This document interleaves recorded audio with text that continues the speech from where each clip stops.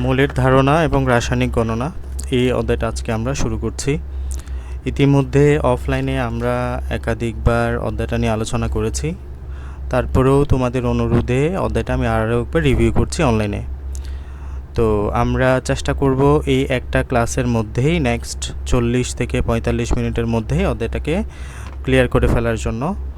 Next আরেকটা class হবে আগামীকাল দুপুরে, হয়তোবা আগামীকাল দুপুরের দিকে আরেকটা ক্লাস আমরা লাইভে নিব, যেটাতে এই অধ্যায়ের সিকিউগুলো সলভ করে দিব।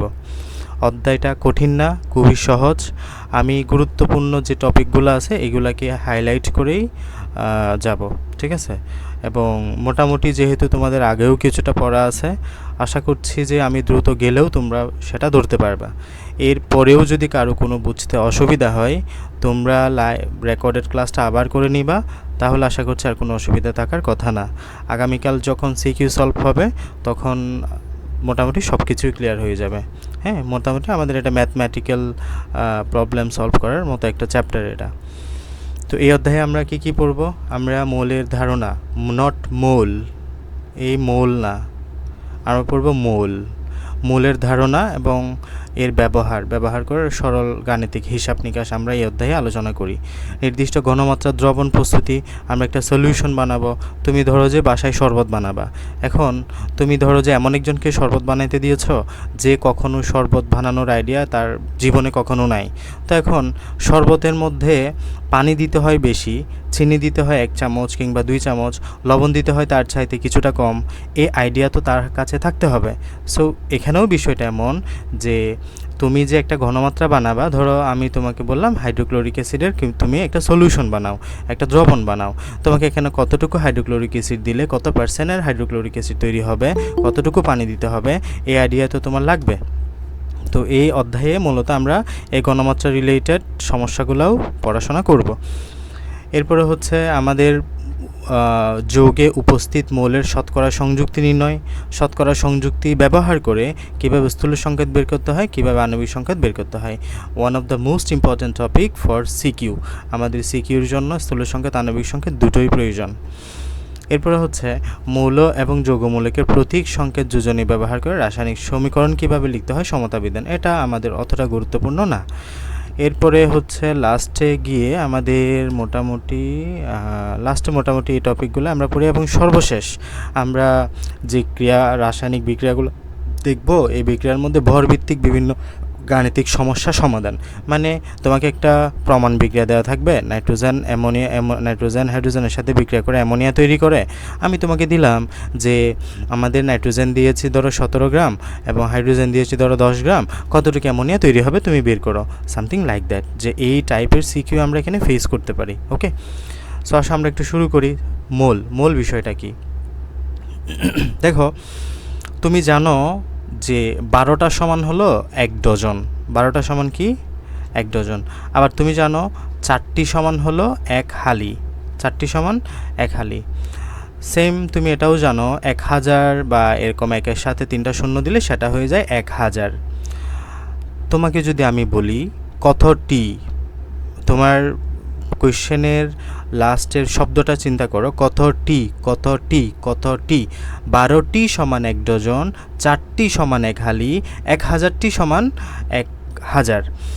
তাহলে এখানে তুমি যখন কতটি দ্বারা প্রশ্ন করবে, তুমি যদি বলো যে 6.02 ইন্টু 10 টু দি পাওয়ার 23টি, 6.02 10 টু দি পাওয়ার 23টি, তোমার আনসার হবে 1 মোল। তাহলে 1 মোল মানে কি? তোমাকে যদি বলা হয় কতটি, বিষয়টা ভালো মতো করে বুঝো, আমি টি এর উপরে কিন্তু জোর দিচ্ছি। কতটি বললে তোমার মাথায় চলে আসবে অ্যাভোগাড্রো নাম্বার।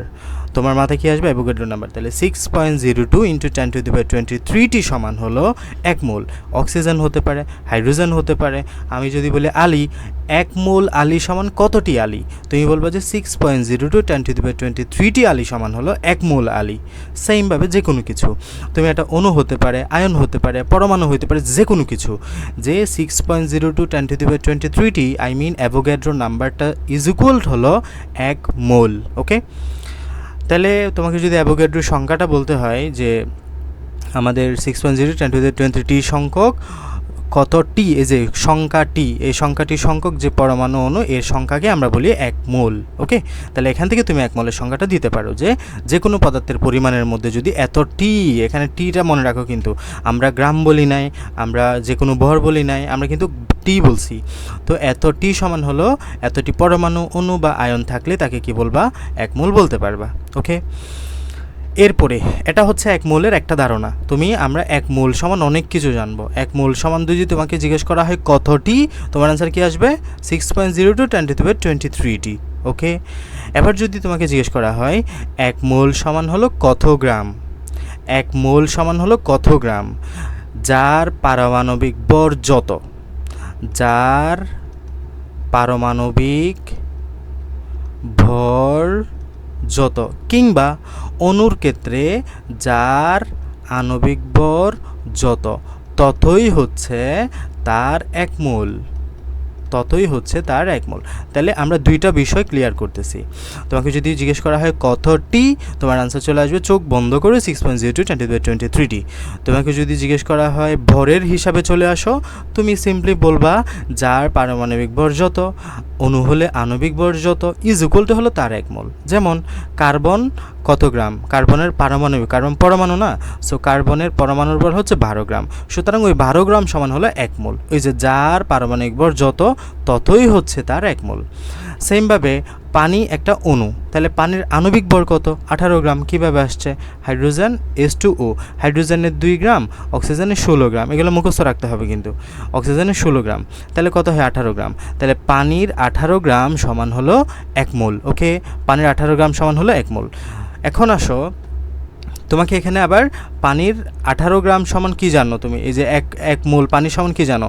এতটি পানির অণু। তাহলে কতটি বললে বলবা 6.02 × 10⁻23। আবার যদি বলা হয় কত গ্রাম, গ্রামের হিসাবে নিকাশে আসলে বলবা যে ওই যে আমাদের যেটা পারমাণবিক ভর হয় বা কিংবা যেটা আণবিক ভর হয় সেটাই। ওকে, তাহলে এখান থেকে আমি তোমাকে একটা কনক্লুশনে নিয়ে আসি ম্যাথমেটিক্যাল প্রবলেম সলভ করার জন্য। সেটা হলো, দেখো তুমি এখনই বলেছো পানি যদি জিজ্ঞেস করা হয় কতটি সমান 1 মোল, তোমার আনসার চলে আসবে 6.02 × 10⁻23টি সমান হলো 1 মোল। ঠিক আছে, 1 মোল। তাহলে কি জানো? পানি কতটি সমান 1 মোল? 6.02 × 10⁻23টি সমান হলো 1 মোল। আবার যদি এটা জিজ্ঞেস করা হয় পানি কত গ্রাম সমান 1 মোল, তাহলে H2O কত গ্রাম সমান 1 মোল? 18 গ্রাম সমান 1 মোল। তাহলে এটাও 1 মোল, এটাও 1 মোল। তার মানে হলো 18 গ্রামে কতটি পানির অণু আছে? 6.02 × 10⁻23টি। তো এটা সমান যদি এটা হয়, তাহলে এটা সমান এটা হবে। 18 গ্রামে কতটি আছে? 6.02 × 10⁻23টি।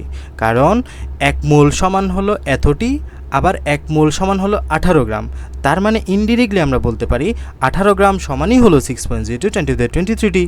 ওকে, তাহলে আমাকে যদি কখনো জিজ্ঞেস করা হয় 18 গ্রামে তোমার কতটি পানির অণু, তাহলে বলবো 6.02 × 10⁻23টি। এভাবে তোমার ম্যাথটা আবার যতই পেঁচাক, তোমাকে যদি বলা হয় 2 গ্রাম পানিতে পানির অণু কতটি, তাহলে তুমি জানো 18 গ্রামে হলো 6.02 × 10⁻23টি, সুতরাং 1 গ্রামে কত, 2 গ্রামে কত বের করতে পারবা না এখন? এরকম হিসাব নিকাশ আমরা করব। ঠিক আছে, তো এটা কীভাবে আসছে? কারণ আমরা 1 মোলের সংজ্ঞা জানি 2 রকম। একটা হচ্ছে 1 মোল সমান কত ডিগ্রি বললে 6.02 × 10⁻23টি, আর একটা হচ্ছে 1 মোল সমান হলো আণবিক বা পারমাণবিক ভর। সো আমরা পারমাণবিক ভর থেকে কত টি এর সাথে একটা সম্পর্ক বের করে ফেলতেছি। এই সম্পর্ক থেকে আমরা যে কোনো রকমের প্রবলেম সলভ করতে পারবো। এই যে 1 মোল সমান হলো এত গ্রাম, আবার এই 1 মোল সমান হলো 6.02 × 10⁻23 গ্রাম। ওকে,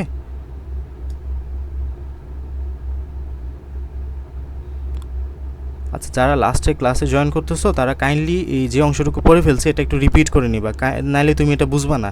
আমি সিকোয়েন্স অনুসারে আগে যাচ্ছি, সো অবশ্যই রেকর্ডেড ক্লাসটা করে নিবা, যে অংশটা অ্যাটলিস্ট মিস করছো সেই অংশটা। তাহলে বলছি 1 মোল সমান হলো এতটি, তোমার 6.02 × 10⁻23টি, আবার 1 মোল সমান হলো এত গ্রাম। সো তুমি এখন তো পয়েন্ট পেয়ে গেছো, 6.02 × 10⁻23 সমান এত গ্রাম। এখন তোমাকে কী বলে, এই ম্যাথটাকে যেভাবেই পেঁচাক, তোমাকে যদি বলা হয় 1 গ্রাম সোডিয়াম ক্লোরাইডের কতটি অণু আছে, বা তোমাকে যদি বলা হয় 10টি সোডিয়াম ক্লোরাইড অণু সমান কত গ্রাম, বের করতে পারবে না। এতটি যদি 58 গ্রাম হয়, একটি কত হবে, 10টি কত হবে, বের করতে পারবে না। ঐকিক নিয়মে আমরা যাচ্ছি। এখানে একটা ম্যাথ করো, খেয়াল করো। তোকে বলছে একটি পানির অণুর ভর কত, তাহলে তুমি আগে ওই হিসাবে আসো। পানির অণু সমান হলো কত মোল, বলো কত? পানির অণু সমান হলো তোমার কতটি পানির অণু, 1 মোল সমান কতটি পানির অণু? 6.02 ইন্টু 10⁻23টি সমান হলো 1 মোল পানির অণু, তাই না? এতটি বললে এতটি। আবার আমরা জানি এই পানির অণু সমান, যদি আমরা আণবিক ভর দিয়ে বলি যে পানির অণুর ভর হলো 18 গ্রাম, তাহলে 18 গ্রাম সমান হলো আবার 1 মোল পানির অণু, কারণ ভর দিয়ে বললে 18 গ্রাম বলতে হয়, টি দিয়ে বললে অ্যাভোগাড্রো সংখ্যাটা বলতে হয়। তাহলে এটাও 1 মোল, এটাও 1 মোল, তাহলে এটা সমান এটা বলতে পারি না, 18 গ্রাম সমান হলো এতটি, কিংবা এতটি সমান হলো 18 গ্রাম। তাহলে আমি লিখতে পারি না 6.02 10⁻23টি পানির অণুর ভর হলো 18 গ্রাম, সুতরাং একটি পানির অণুর ভর হলো 18 ভাগের 6.02 10⁻23টি। আমি জাস্ট রৈখিক নিয়ম করলাম, আমার অ্যান্সার এটাই। এই যে এখানে এটাই বের করছে কত, 2.99 ইন্টু 10⁻23। কীভাবে বের করছে? এই যে এতটি পানির অণুর ভর হলো 18 গ্রাম, একটি পানির অণুর ভর হলো 18 ভাগের এত। কীভাবে আসছে? ওই যে এই কনসেপ্ট থেকে যে 1 মোল সমান 18 গ্রামও, আবার 1 মোল সমান 6.02 10⁻23টি অণু। ওকে, সেমভাবে 1 গ্রাম সালফিউরিক অ্যাসিডে কতটি H2SO4 অণু থাকে? তাহলে আসো সালফিউরিক অ্যাসিডের 1 মোল সমান কি জানো? H2SO4 এর 1 মোল সমান জানো তুমি, এদিকে হলো 6.02 10⁻23টি। আবার সালফিউরিক অ্যাসিড সমান কত জানো তুমি? সালফিউরিক অ্যাসিড সমান 98 গ্রাম। কীভাবে আসছে? যে হাইড্রোজেন 2, সালফার 32, অক্সিজেন 416, 64 সমান 98 গ্রাম। সো 98 গ্রাম সমান এতটি বলতে পারি না। সো আমরা জানি 98 গ্রাম সমান যদি এতটি সালফিউরিক অ্যাসিড অণু হয়, 1 গ্রাম সমান কতটি বের করব? ওকে, 98 গ্রাম সমান যদি এতটি হয়, 1 গ্রাম সমান এত বা 98 বের করবা, এটা আসবে। ওকে, এখন আসো 5 গ্রাম পানি সমান কত মোল পানির অণু? তাহলে আবার আগের মতো 5 গ্রাম পানি সমান কত মোল আমাদের পানির অণু। তাহলে দেখো, তুমি জানো পানির অণু সমান কত গ্রাম, কতটি অণু? 6.02 10⁻23টি অণু। আবার এটাও জানো পানির অণু সমান কত গ্রাম? 18 গ্রাম। তাহলে 18 গ্রাম সমান এটা, তাহলে লিখো 18 গ্রাম সমান যদি হয় এতটি, বা এতটি সমান কত মোল? 1 মোল। এখানে আমাদের কত মোল জানতে চাইছে, কতটি জানতে চাই নাই। সো তোমাকে কষ্ট করে আর এতটি লিখতে হবে না, তুমি জানো এতটি সমান হলো 1 মোল, তাই এটা লিখে দাও।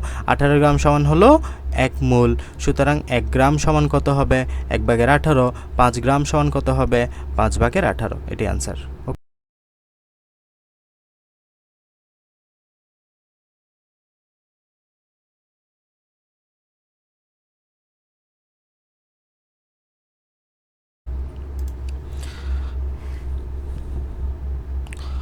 তাহলে আমরা দেখলাম যে 1 মোল সমান হলো দুইটা বিষয়, একটা হচ্ছে যে 6.02 10⁻23টি, আর একটা বিষয় হচ্ছে যে আণবিক ভর কিংবা পারমাণবিক ভর। ঠিক আছে, এখন আমরা সেমভাবে যদি মোলার আয়তনের বিষয়টা বলি, 1 মোল গ্যাসের মোলার আয়তন কত? তোমাকে সবসময় বলতে হবে 22.4 লিটার, সেটা হচ্ছে প্রমাণ অবস্থায়। প্রমাণ অবস্থা মানে হলো STP কন্ডিশনে, স্ট্যান্ডার্ড টেম্পারেচার অ্যান্ড প্রেশার। এই নির্দিষ্ট তাপমাত্রা এবং চাপে আমাদের যে কোনো গ্যাসের মোলার আয়তন 22.4 লিটার হয়। ঠিক আছে, তো এটা একটু মনে রাখবা। তাহলে যে কোনো গ্যাসের আয়তন হলো 22.4 লিটার, একদম ফিক্সড, এটা কোনো রকম চেঞ্জ হবে না 1 মোল গ্যাসের আর কি। ঠিক আছে, তাহলে 1 লিটার কার্বন ডাইঅক্সাইড কতটি অণু থাকবে? তাহলে দেখো আমাদের কার্বন ডাইঅক্সাইড গ্যাসের 1 মোলের সমান কতটি অণু? 1 মোল সমান কতটি অণু? এই যে 1 মোল কার্বন ডাইঅক্সাইড সমান কতটি কার্বন ডাইঅক্সাইড? তুমি জানো 6.02 10⁻23। কতটি মানে হলো সবসময় অ্যাভোগাড্রো, কতটি, টি বললেই অ্যাভোগাড্রো। আবার বলছে 1 লিটার, 1 লিটার সমান আয়তন বোঝাচ্ছে। আবার 1 মোল কার্বন ডাইঅক্সাইডের আয়তন কত? 22.4 লিটার, এখন বললাম।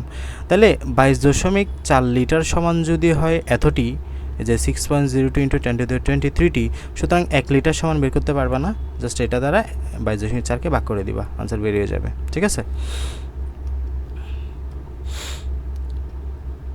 সেমভাবে 5 মোল কার্বন ডাইঅক্সাইড গ্যাসের প্রমাণ অবস্থা আয়তন কত? তাহলে 1 মোল কার্বন ডাইঅক্সাইড গ্যাসের আয়তন কত? তুমি একটা এখনই পড়লা, 22.4 লিটার। সুতরাং 5 মোলের জন্য কত হবে? 22 ইন্টু 5.4। হ্যাঁ, এত ক্যালকুলেশন, এত সূত্র বসাইতে হবে না, সিম্পলি গুণ করে দিবা। 1 মোলের জন্য আয়তন হলো 22.4, 5 মোলের জন্য আয়তন হলো 5 ইন্টু 22.4, 112 লিটার। ঠিক আছে, এভাবে করে করবা। সিকিউতে গেলে আমরা আরও বেশি প্র্যাকটিস করব। এখন আসো মৌল এবং আণবিক সংকেত। তো আণবিক সংকেত তো জানো যে আমরা H2 যেটা অণুর জন্য আণবিক সংকেত হিসেবে লিখি। তো H2 মানে কি বুঝছো? এখানে 2টা হাইড্রোজেন আছে, 2টা হাইড্রোজেন পরমাণু আছে এবং একটা অক্সিজেন পরমাণু আছে। ওকে, এবার আসে মোলার দ্রবণ। মোলার দ্রবণ বিষয়টা কি, যে শরবতের কথা চিন্তা করো, একটা শরবত মানে হলো মোলার দ্রবণ।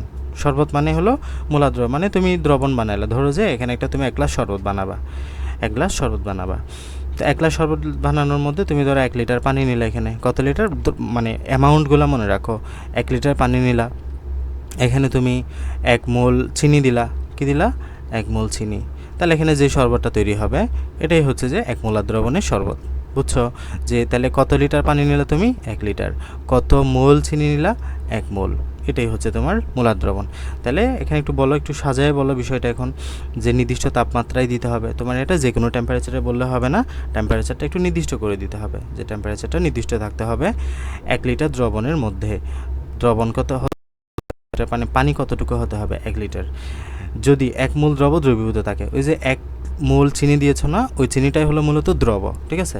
যদি 1 মোল দ্রব দ্রবীভূত থাকে ওইটাকে আমরা মোলার দ্রবণ বলবো। তাহলে মোলার দ্রবণের সংখ্যাটা কি, 1 লিটার দ্রবণের মধ্যে যদি 1 মোল দ্রব দ্রবীভূত থাকে তাকে কি বলবা, মোলার দ্রবণ বলবা, বা 1 মোলার দ্রবণ বলবা। তাহলে এখানে যদি এবার বলো 2 মোল দ্রব দ্রবীভূত থাকে, তাহলে 2 মোল দ্রবণ বলবা, 2 মোলার দ্রবণ বলবা। যদি 3 মোল দ্রব দ্রবীভূত থাকে 3 মোলার দ্রবণ বলবা। সহজ তো বিষয়টা, তাই না, এ আর কি। তো দ্রবণ সমান কি, দ্রব প্লাস দ্রাবক, মানে শরবত সমান কি, চিনি প্লাস পানি, চিনি পানি মানে হলো শরবত, বিষয়টা এরকম। শেষ। এবার আসো বিভিন্ন মোলারিটির দ্রবণ প্রস্তুত, যে আমরা যে পড়তেছি এখানে তোমার ধরো এই শরবতটা যে বানাইলা তুমি, এখানে পানি ছিল 1 লিটার, তারপর হলো এখানে চিনি দিলা, এখানে একটা ঘনত্ব পাবা না শরবতের, ওই ঘনত্বটাই হচ্ছে যে ঘনমাত্রা বা মোলারিটি, ঠিক আছে। এখানে যে আমরা ঘনত্ব পাবো, একটা পানির শরবতের একটা ঘনত্ব থাকবে না, ওটাই হচ্ছে যে মূলত মোলারিটি। ওকে, তাহলে আমরা যদি স্পেসিফিকলি একটু বলি, মোলারিটির সংজ্ঞা, প্রতি লিটার দ্রবণে দ্রবীভূত দ্রবের মোল সংখ্যা, কেন বলা আছে এটা, এই যে নির্দিষ্ট তাপমাত্রায় 1 লিটার দ্রবণের মধ্যে যত মোল দ্রব দ্রবীভূত থাকে। এই যে দেখো, আমি যদি বলি এখানে আমি 1 লিটার দ্রবণ, ঠিক আছে, নির্দিষ্ট তাপমাত্রায় আছে, আমি এখানে 1 মোল চিনি দিয়েছিলাম, তাহলে মোলারিটি কত, 1 মোলার। আমি যদি বলি 2 মোল চিনি দিয়েছিলাম, তাহলে 2 মোলার। 3 মোল চিনি দিয়েছিলাম, 3 মোলার। এই যে যত মোল দ্রব দিচ্ছি সেই অ্যামাউন্টটাই হচ্ছে যে মোলারিটি, ঠিক আছে, সিম্পলি মনে রাখো।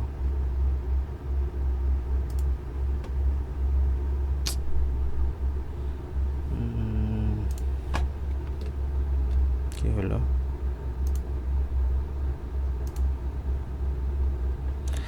এই যে 1 লিটার দ্রবণের মধ্যে যত মোল, এই যে 1 মোল বললে 1 মোলার বলবা, 2 বললে 2 মোলার বলবা, 3 বললে 3 মোলার বলবা, মানে যত মোল দ্রবীভূত থাকে। তাহলে নির্দিষ্ট তাপমাত্রায় 1 লিটার দ্রবণের মধ্যে যত মোল দ্রব দ্রবীভূত থাকে, ওইটাকে আমরা কি বলবো, ওই দ্রবণের মোলারিটি বলবো। সহজ একদম। তাহলে বলবা নির্দিষ্ট তাপমাত্রায় 1 লিটার দ্রবণের মধ্যে যত মোল দ্রব দ্রবীভূত থাকে, যত মোল দ্রব দ্রবীভূত থাকে, ওই সংজ্ঞাটাই হলো মোলারিটি। তো যেমন নির্দিষ্ট তাপমাত্রা 1 লিটার দ্রবণের মধ্যে যদি 2 মোল দ্রব দ্রবীভূত থাকে, তাহলে মোলারিটি কত, 2। দ্রবণের মধ্যে 0.5 মোল দ্রব দ্রবীভূত থাকলে তাকে আমরা বলবো 0.5 মোলার, বা এই 0.5 মোল হলে এটাকে আমরা স্পেসিফিকলি আরেকটা নাম দেই, সেটা হচ্ছে সেমি মোলার। তাহলে সেমি মোলার মানে মনে থাকবে, সেমি মানে হলো হাফ, মানে হলো অর্ধেক, 0.5 মোলার। ওকে, আর যদি 0.1 মোল দ্রব দ্রবীভূত থাকে 1 লিটার দ্রবণের মধ্যে, তাহলে বলবা ডেসিমোলার। ডেসি মানে কি, 10/1। এই যে 1কে যদি 10 ভাগে ভাগ করে ফেলো, যেটা পাবা সেটাই হচ্ছে 0.1। এই 0.1 মোল দ্রব দ্রবীভূত থাকলে তাকে বলবা ডেসিমোলার। ওকে, গেল। তাহলে সেমিমোলার মানে হলো 0.5 মোলার, আর ডেসিমোলার মানে হলো 0.1 মোলার। এটা আমাদের পরীক্ষায় অনেক সময় আসে।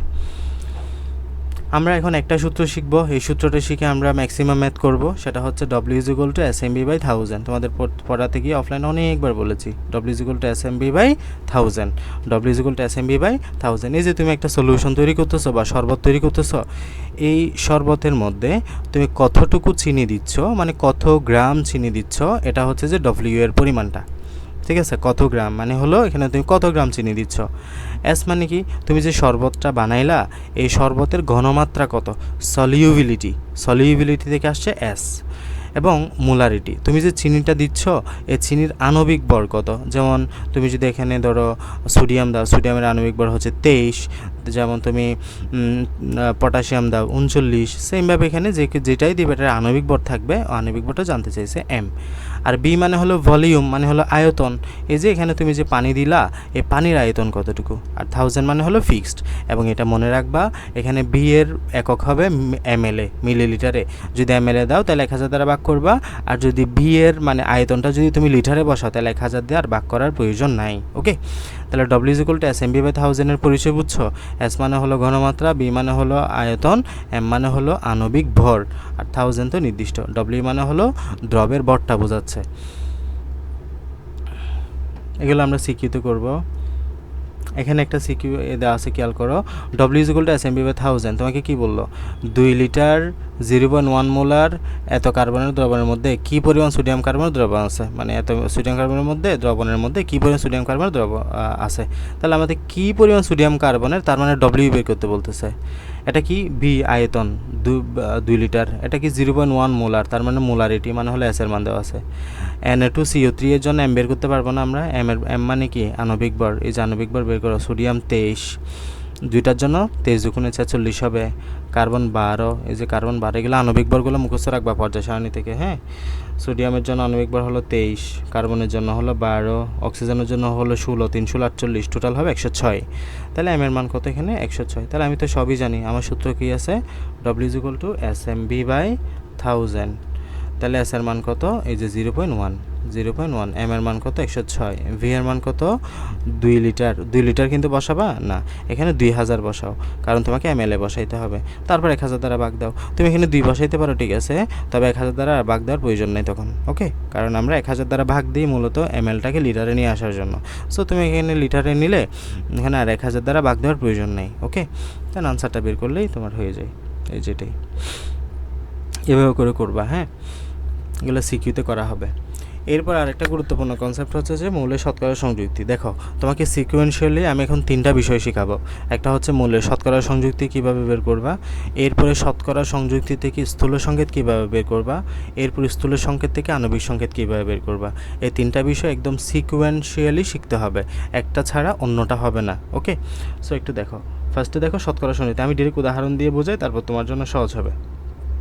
শতকরা সংযুক্তি আমি কীভাবে বের করতেছি, খেয়াল করো। HCl এর মধ্যে আমি হাইড্রোজেন এবং ক্লোরাইডের শতকরা সংযুক্তিটা বের করব। শুরুতেই তোমার ভর জানতে হবে, আণবিক ভরটা বের করতে হবে। HCl এর আণবিক ভর কত, হাইড্রোজেনের হচ্ছে যে 1, ক্লোরিন কত, ক্লোরিন হচ্ছে যে 35.5, তাহলে টোটাল কত হয় 36.5। ওকে, এটা হচ্ছে HCl এর আণবিক ভর। হাইড্রোক্লোরিক অ্যাসিডের আণবিক ভর কত, হাইড্রোজেন হচ্ছে 1, ক্লোরিন হচ্ছে 35.5। এগুলো যদি মুখস্থ না থাকে আজকের মধ্যে এগুলো শিখে নিবা। হ্যাঁ, আজকের মধ্যে। হ্যালো, হ্যাঁ লিমন, আমি তো ক্লাস নিচ্ছি, আধা ঘন্টা পরেই বা 20 মিনিট পরে। হ্যাঁ হ্যাঁ, ঠিক আছে, ওকে।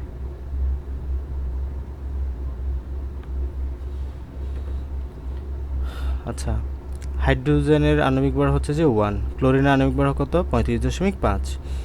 তো এখন টোটাল কত 36.5। এখন তোমাকে যদি শতকরা সংযুক্তি বের করতে বলা হয় কী করবা, হাইড্রোজেনের শতকরা সংযুক্তি কীভাবে বের করবা। হাইড্রোজেনের শতকরা সংযুক্তি নিচে লিখবা যে টোটাল আণবিক ভরটা, এই যে 36.5 যেটা আছে ওইটা, আর উপরে দিবা যে যার শতকরা সংযুক্তি বের করতেছো তার আণবিক ভরটা, পারমাণবিক ভরটা। হাইড্রোজেনের পারমাণবিক ভর কত 1 না, এই যে 1 এটা আর কি, ইন্টু 100%, শেষ, বেরিয়ে গেল। এটা যত আসে ততই তোমার আনসার। এরপর সব ক্লোরিনের শতকরা সংযুক্তি কীভাবে বের করবা, সেম ক্লোরিনের শতকরা সংযুক্তি নিচে লিখবা যে টোটালটা, আর উপরে লিখবা যে যার বের করতেছো তার, এই যে 35.5 ইন্টু 100% বেরিয়ে যাবে। ওকে, এটাই হচ্ছে শতকরা সংযুক্তি বের করার প্রসেস, আর কোনো কিছুই না। হ্যাঁ, এখানে সূত্রগুলো দেখিও না, মাথা ঘুরাবে। আমি যেভাবে বলতেছি ওইভাবে করেই ফলো করিও। আণবিক ভরটা এভাবে করে বের করার চেষ্টা করবা, তাহলেই হবে। যেমন আমি তোমাকে আরেকটা দেখাই, সালফিউরিক অ্যাসিডটা দেখাই, H2SO4। আর এখানে পারমাণবিক ভরগুলা পর্যায় সারণী থেকে শিখে নিবা। হ্যাঁ, হাইড্রোজেন পারমাণবিক ভর কত 1, মানে হাতে গোনা 15-20টা শিখলেই হয়, অত বেশি তো আসে না। ক্লোরিনেরটা আসে, হাইড্রোজেনেরটা আসে, অক্সিজেনেরটা আসে, তারপর তোমার সালফারেরটা আসে। হ্যাঁ, এগুলোই ঘুরে ফিরে আসে, সোডিয়ামেরটা আসে। হাইড্রোজেন কত, H2SO4টা দেখাচ্ছি, H2SO4। দেখো হাইড্রোজেনের আণবিক ভর কত এখানে, হাইড্রোজেন 1, তাহলে দুইটার জন্য 2 গ্রাম প্লাস, আমি যেভাবে বলতেছি ওইভাবে করবা, নাহলে এখানে পরমাণু সংখ্যা নিয়ে কিন্তু বেজালে পড়বা। টোটালটা লিখে দিবে একবারে, টোটাল এটার কত, টোটাল এটার কত, টোটাল এটার কত। হাইড্রোজেন কত 1, দুইটার জন্য 2 গ্রাম। সালফার কত 32, অক্সিজেন কত 16, 4 16 66, ওকে, কত আসছে টোটাল 98 গ্রাম। ঠিক আছে, এখন আসো আমি হাইড্রোজেনের শতকরা সংখ্যা বের করি। তাহলে নিচে কী লিখবা, টোটালটা, উপরে কী লিখবা, যার বের করতেছো তারটা, এই যে 2 × 100% বেরিয়ে গেল। এরপর আসো কার, সালফারের। কীভাবে বের করবা, নিচে লিখবা যে পুরাটা, উপরে কি যারটা বের করতেছো তারটা, এই যে 32 × 100% বেরিয়ে গেল। এরপর আসো অক্সিজেনের।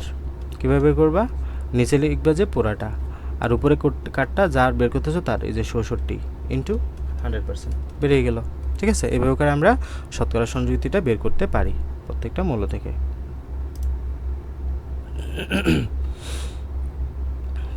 সেম একই।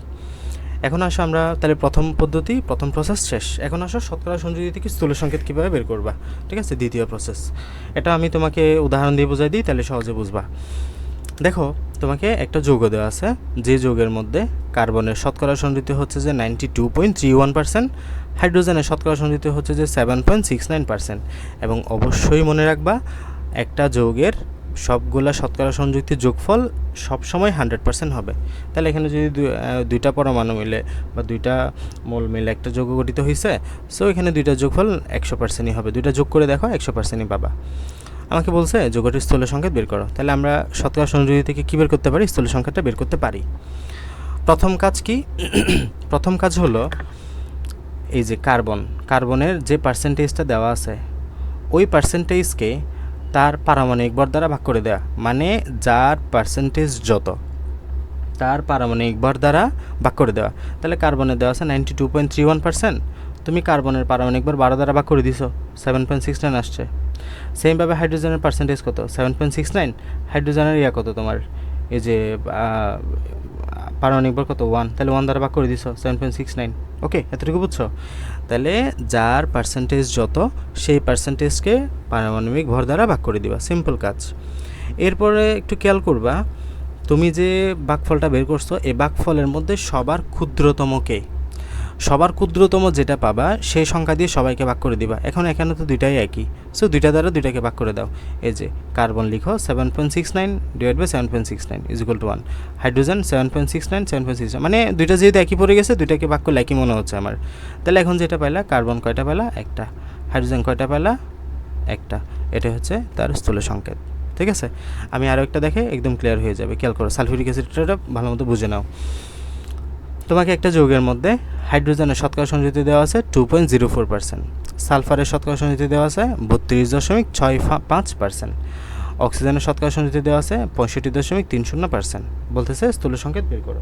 তাহলে আমরা শতকরা সংযুক্তি থেকে খুব সহজেই স্থূল সংকেত বের করতে পারি।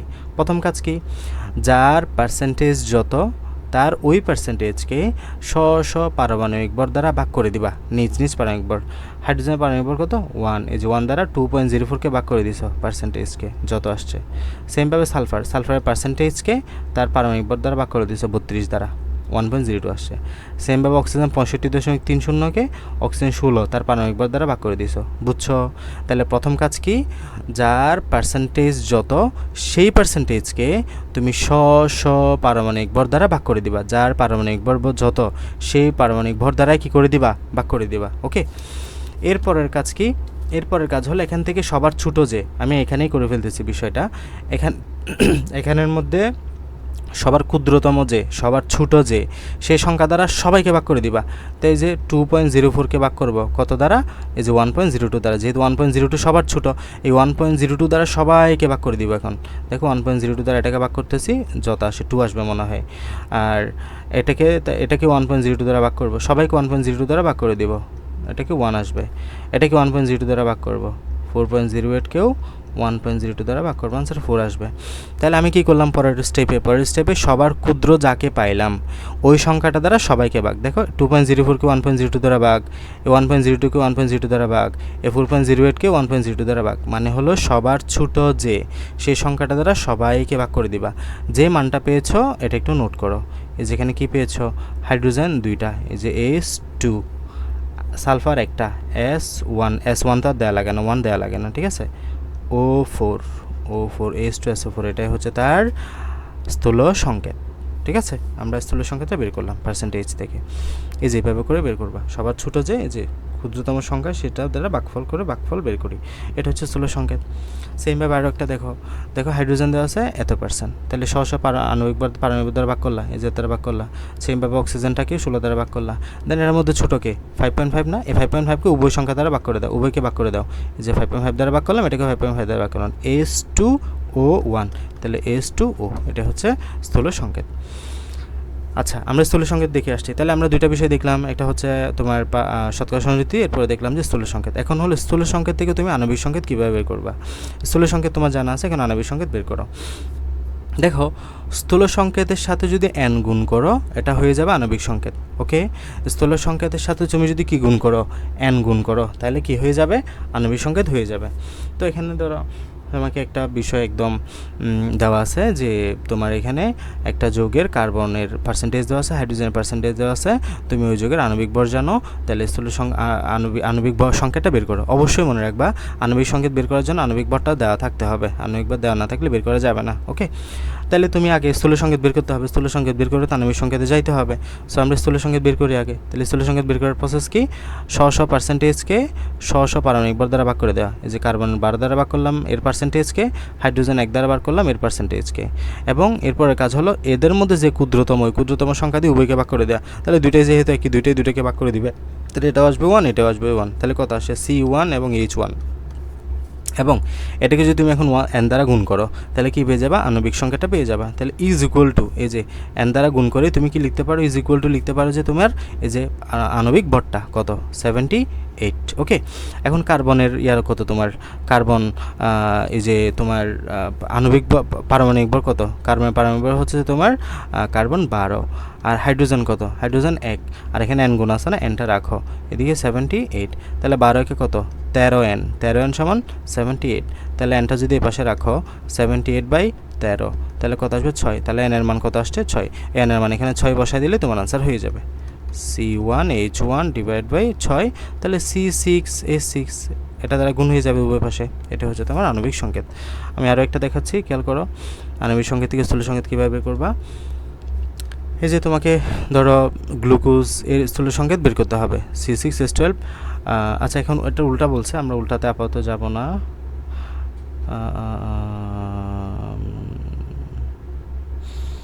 আচ্ছা, বাকিটুকু আমরা সিকিউতে গিয়ে করবো। হ্যাঁ, এগুলো সিকিউতে অনেক করতে হবে, আমরা তখন আরও ক্লিয়ার হয়ে যাবে। আমি আরেকবার বলি, তুমি জাস্ট n দ্বারা গুণ করলা, তো n দ্বারা গুণ করে এই যে আণবিক ভরগুলো বসাচ্ছ, কার্বন 12, হাইড্রোজেন 1, কত আছে 13n, উইজ ইকুয়াল টু 78টা রাখবা, দেন n এর মান বের করে আবার এখানে n এর মানটা বসাই দিবা আর কি। এই যে n এর মানটা এখানে বসাই দিলে কাজ হয়ে যাচ্ছে। মূলত বের করা হচ্ছে n এর মানটাই, আণবিক সংকেত আর কিছুই না।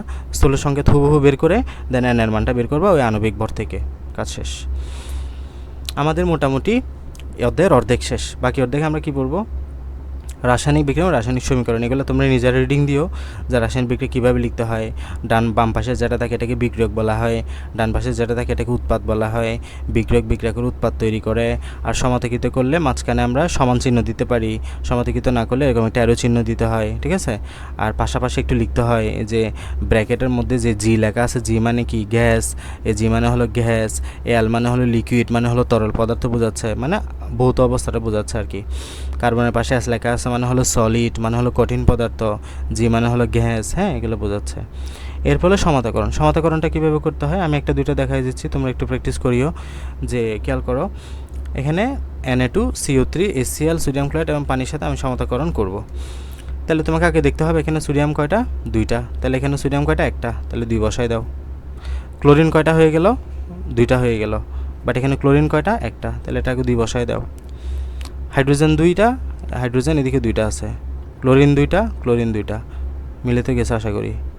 কার্বন একটা, অক্সিজেন এদিকে 2টা, এদিকে একটা, 3টা, এই যে 3টা মিলে গেছে। তো শেষ, সমতাকরণ শেষ। এভাবে করেই করবা, হ্যাঁ। জাস্ট একটু দেখে দেখে এটা করে দিবা, যে অনুসংখ্যাটা মিলাই দিবা, ঠিক আছে। এরপরে ধরো আমি এখানে আরও একটা করি।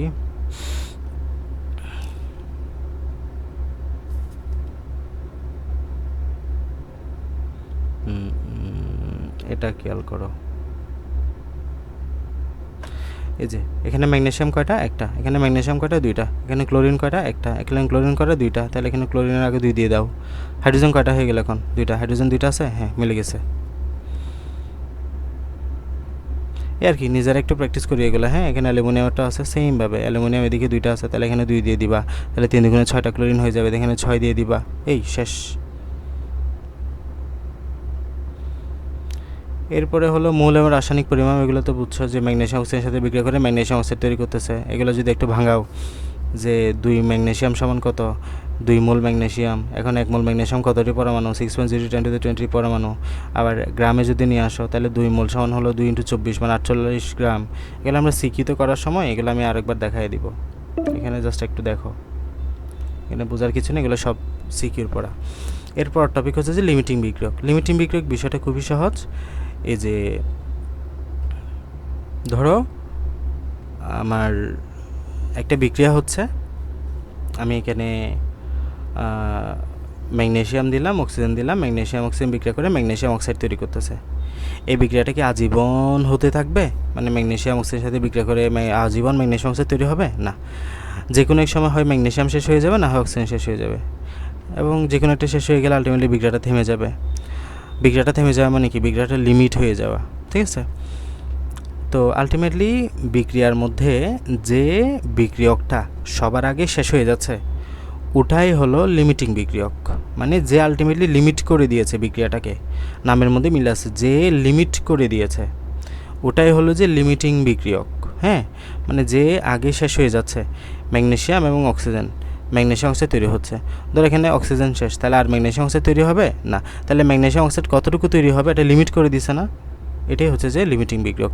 তাহলে এক কথায় মনে রাখো, যে বিক্রিয়া আগে শেষ হয়ে যাবে ওটা হচ্ছে লিমিটিং বিক্রিয়ক। বাকিটুকু আমরা সিকিউতে আলোচনা করব, ঠিক আছে। এগুলো এখানে বোঝানোর কিছু নাই, সিকিউতে মেন গুরুত্বপূর্ণ আলোচনা হবে। মনে হচ্ছে যে শেষ, হ্যাঁ। আমাদের এদের লাস্টের অংশটা পুরোপুরি সিকিউ নির্ভর, হ্যাঁ। যে এগুলো সব সিকিউ নির্ভর। সো আগামীকাল আমরা সিকিউ ক্লাসটা করবো ইনশাল্লাহ, ওকে। আজকে আমরা মূলত কয়েকটা বিষয় দেখলাম, শতকরা সমষ্টি, আণবিক সংকেত, স্থূল সংকেত, তারপর হচ্ছে মূল, হ্যাঁ, আণবিক ভর, পারমাণবিক ভর, এই বিষয়গুলো। এগুলো সবাই একটু পড়বা আজকে বাসায়, এবং ক্লাসটা রেকর্ডেড দিয়ে দিচ্ছি, যদি না বোঝো ক্লাসটা আবার করবা আগামীকাল দুপুর 2:30টার পরে, হ্যাঁ 2:30টার পরে নামাজ কালামের পরে আমরা লাইভ সিকিউর ক্লাসটা করব, কারণ আমি আগামীকালে হয়তো ইনশাল্লাহ রওনা হব।